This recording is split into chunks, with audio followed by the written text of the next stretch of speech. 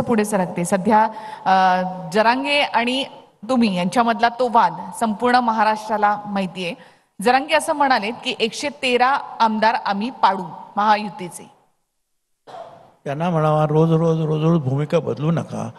288 उमेदवार तुम्ही उभे करणार आहात. तुमच्यात हिम्मत असेल तर 288 उमेदवार उभे करा. आमचं आव्हान आहे तुम्हाला.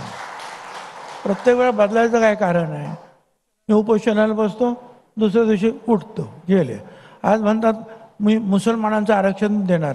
अहो, मुस्लिम समाजाला आरक्षण 25 वर्षापूर्वी या महाराष्ट्रात दिलंय आपण. इकडे माळी समाजात, तिकडे भागवान दिलं त्यांना. इकडे खाटीक, तिकडे कुरेशी दिलंय त्यांना. इकडे कासार, तिकडे मणियार दिलंय मुस्लिम समाजात. पण माहीत नसलेल्या गोष्टी ज्या आहेत, अशा ज्या आहेत अर्धवट माहिती असलेले लोक बोलतात. मध्येच म्हणतात मी शेतकऱ्यांचे प्रश्न सोडवणार, मध्येच म्हणतात मी हे करणार ते. आता एकच काहीतरी तू कर बा. 288 जागा एकदाच्या तू लढव. पण ते म्हणतात की मी भुजबळांना सुद्धा पाडणार. अरे बाबा, तू स्वतःच ये माझ्या समोर उभं राहायला. माझी इच्छा आहे त्यांनी स्वतःच माझ्या समोर येऊन उभं राहावं. जरांगे कोणाचा माणूस? आणि भुजबळांना जरी पाडलं तरी भुजबळांचा आवाज बंद होत नाही.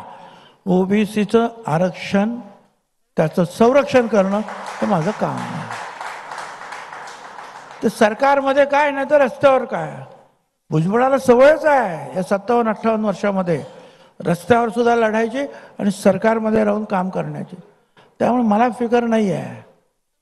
तुम्ही शरद पवारांना भेटायला माझ्या गेला होता ना? येवल्यामध्ये तर कुणी या, छगन भुजबळ निश्चितपणे लाख मतं जास्त घेऊन निवडून येणार.